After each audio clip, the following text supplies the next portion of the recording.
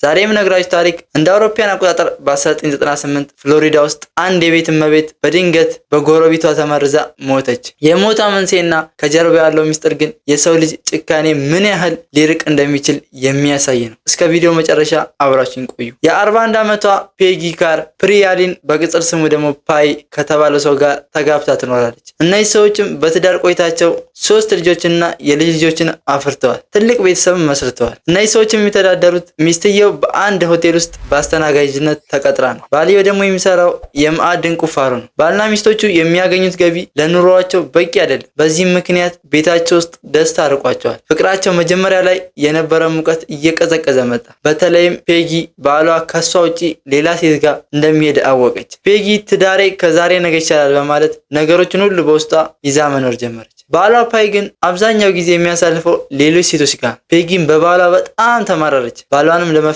አሰበች። ግን ፔጊ ከባሌ ጋር ብፋታ ልጆቼ ይጎዳሉ ብላ አሰበች። ፔጊም ለልጆቿ ስትል ትዳሯን ላለማፍረስ ወሰነች። ነገር ግን ኦክቶበር 23 ሁሉም ነገር ተቀየረ። ፔጊ አስተናጋጅ ሆና በምትሰራበት ቦታ በድንገት እንግዳ የሆነ ምልክቶች በሰውነቷ ላይ ተመለከተች። ደረቷን አፈናት፣ መተንፈስ አቃታት፣ እንዲሁም እጆቿና እግሮቿ ከፍተኛ የሆነ የማቃጠል ስሜት ተሰማት። የሆቴሉ ማናጀርም ወደ ቤቷ ሄዳ እረፍት እንድታደርግ ፈቀደላት። ቤት ስትሄድ ግን ቤት ውስጥ ማንም የለም። ልጆቿም ትምህርት ቤት ናቸው። ባሏም ስራ ሄዷል። ፔጊም ህመሙ በጣም ባሰባት። በዚህ መሃልም ባሏ ፓይ ከስራ መጣ። ወደ ውስጥም ሲገባ ፔጊ በጣም ታማለች። ወዲያውኑ በፍጥነት ወደ ሆስፒታል ወሰዳት። ሆስፒታልም እንደደረሱ ዶክተሮቹ ወደ ድንገተኛ ክፍል አስገቧት። ምርመራም ተደረገላት። ከሰዓታት በኋላም ፔጊ ወደ ጤንነቷ ተመለሰች። ግን ዶክተሮቹ በሽታው ምን እንደሆነ ማወቅ አልቻሉም። ፔጊ ሆስፒታል ውስጥ ለቀናት ያህል ክትትል ሲደረግላት ቆየች። ዶክተሮችም አሁን ሙሉ ለሙሉ ጤናዋ ስለተመለሰ ወደ ቤቷ እንድትመለስ ፈቀዱላት። ወደ ቤትም ተመልሳ ብዙም ሳትቆይ ህመሙ እንደገና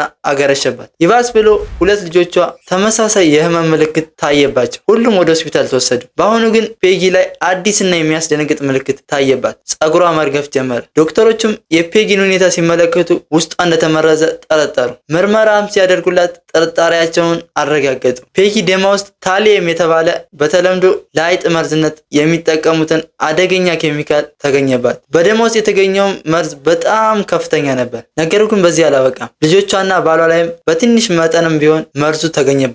መርዙም ደማቸው ውስጥ ብዙም ሳይሰራጭ በዶክተሮቹ ክትትል ከበሽታው ነፃ ሆኑ። ፔጊ ግን ለ4 ወር ያህል ሆስፒታል ውስጥ ተሰቃየች። መናገር እስከማትችል ድረስ ሰውነቷ ዝሎ ነበር። ነገር ግን ወላጆቿ መስማት የተሳናቸው ስለነበሩ የምልክት ቋንቋ ትችል ነበር። ከጓደኞቿና ከቤተሰቦቿ ጋር የምታወራው በምልክት ቋንቋ ሆነ። ነገር ግን መርዙ ሰውነቷን ሙሉ ለሙሉ ተቆጣጥሮ ስለነበር ከብዙ ስቃይ በኋላ ማርች 3 ፔጊ ከዚህ ዓለም በሞት ተለየች። ፖሊሶችም ፔጊ እንዴት እንደተመረዘች ለማጣራት ወደ መኖሪያ ቤቷ ሄዱ። መኖሪያ ቤት የሚገኘውንም የመጠጥ ውሃ፣ ምግቦችን፣ ሁሉንም ነገር መረመሩ። በመጨረሻም ግን አንድ ያልታሰበ ነገር አገኙ። ቤት ውስጥ የነበሩ ባዶ የኮካኮላ ጠርሙሶች ሲመረመሩ ታይሌም የተባለው መርዝ ተገኘባቸው። የሚገርመው ነገር ግን ያልተከፈቱ ጠርሙሶችም ላይ መርዙ ነበረበት። ፖሊስ ጠርሙሶቹን ክዳኑን ሲያዩ አንድ ሰው ክዳኑን በጥንቃቄ ከፍቶ መርዙን ጨምሮ መልሶ እንደዘጋው የሚያሳይ ትንሽ የብረት ጭረቶችን አገኙ። ፖሊስም ምርመራውን አጠናክሮ ቀጠለ። ይህ ድርጊት ግን ፋብሪካ ውስጥ ወይም ሱቅ ውስጥ የተፈጸመ ሳይሆን ፔጊን በቅርበት የሚያውቃት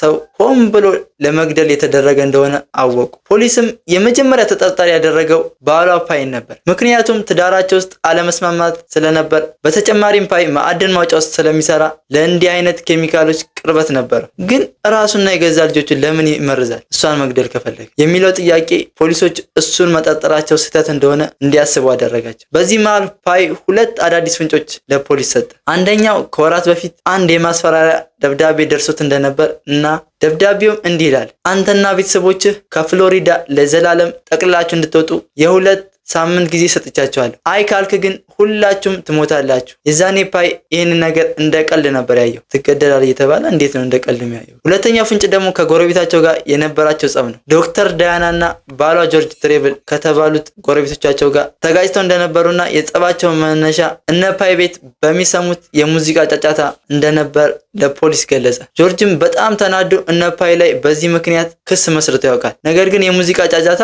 ሰውን እስከ መግደል ያደርሳል እንዴ? የሚገርም ነው። ፖሊሶች ጆርጅን አንድ ጥያቄ ጠየቁት። የነ ፓይን ቤተሰብ ማን የመረዛቸው ይመስላል ተብሎ ሲጠየቅ የመለሰው መልስ ፖሊሶችን አስደነገጠ። አንድ ሰው ከሰፈሩ ጠቅልለው እንዲወጡ ፈልጎ መሆን አለበት አለ። ልክ ደብዳቤው ላይ እንደተጻፈው ማለት ነው። ግን ጆርጅ ትራቭል ማን ነው? ጆርጅ በኒውዮርክ ከተማ የተወለደ ሲሆን ከልጅነቱ ጀምሮ ከእኩዮቹ እጅግ የላቀ ከፍተኛ የአእምሮ ብቃት ነበረው። ኮሌጅም ገብቶ ስለ ኬሚስትሪና ስለ ሳይኮሎጂ አጥንቷል። ነገር ግን በኮሌጅ ቆይታው አደንዛዥ እጽ ይጠቀም ነበር። አንዳንዴም አብሮት የሚማሩትን ተማሪዎች ሳያውቁ አደንዛዥ እጽ በመስጠት እነሱ በሚያደርጉት ነገር ይዝናና ነበር። ጆርጅም ይባስ ብሎ አደንዛዥ እጽ ከመጠቀም ወደ መስራት ገባ። የሚያስገርመው ነገር ግን ጆርጅ ይህንን እጽ ለማምረት የሚጠቀመው እነ ፓይን የተመረዘበት ኬሚካል አይነት ነው። ፖሊስም ጆርጅ የሚሰራውን ስራ ደረሱበት። አደንዛዥ እጽ በማምረት 3 ዓመት ታስሯል። ከእስርም ሲፈታ ኮምፒውተር ፕሮግራም መማር ጀመረ። ከዚያም ሜንሳ የተባለ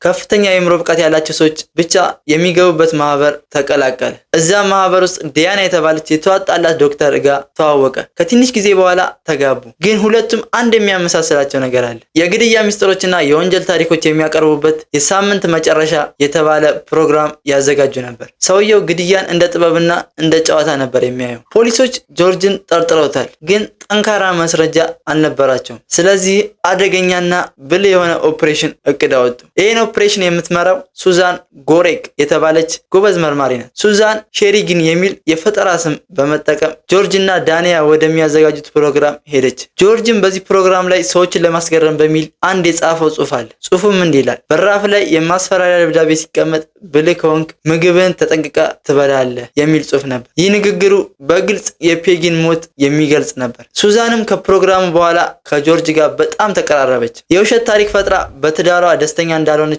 ነገረችው። ጆርጅን ለማጥመድ ስትል እሷም የወንጀል ታሪክ እንደምትወድ አሳመነችው። አልፎ ተርፎም ጆርጅ አስቸጋሪ ባሏን እንድትመርዝ በነገር ጠቆም አደረጋት። ከጊዜ በኋላ ጆርጅና ዳያን ቤታቸውን ለቀው ወደ ሌላ ከተማ ሲሄዱ ቤቱን ለሱዛን አከራዩት። ጆርጅ ቤቱን ለቆ እንደወጣ ፖሊሶችና የፎረንሲክ ቡድን ወደ ቤቱ ገቡ። ሚስጥራዊ በሆነው ክፍል ውስጥም የጠርሙስ መዝጊያ ማሽንና የተለያዩ ኬሚካሎች እና ነጭ ዱቄት ያለበት ብርጭቆ አገኙ። የተገኙትም ኬሚካሎች ሲመረመሩ ታይሊየም የተባለው መርዝ መሆኑ ተረጋገጠ። ፖሊሶችም በመጨረሻ ማስረጃውን አሟልተው ጆርጅን በቁጥጥር ስር አዋሉት። የሚገርመው ነገር ግን ስለ ታሊየም መርዝ በስፋት የሚያብራራ መጽሐፍ ጽፏል። ጆርጅም የተለያዩ 15 ክሶች ቀረቡበት። ከነዚህም መካከል የግድያ ሙከራ፣ ግድያና ምርት ላይ መርዝ በመጨመር ጥፋተኛ ሆኖ ተገኘ። ዳያናም ከጆርጅ ጋር ተፋታች። ፍርድ ቤቱም ጆርጅ የሰራውን ወንጀል ተመልክቶ የሞት ቅጣት ፈረደበት። የዛሬው ታሪካችን ይህን ይመስል ነበር። እናንተስ ስለዚህ ጉዳይ ምን ታስባላችሁ?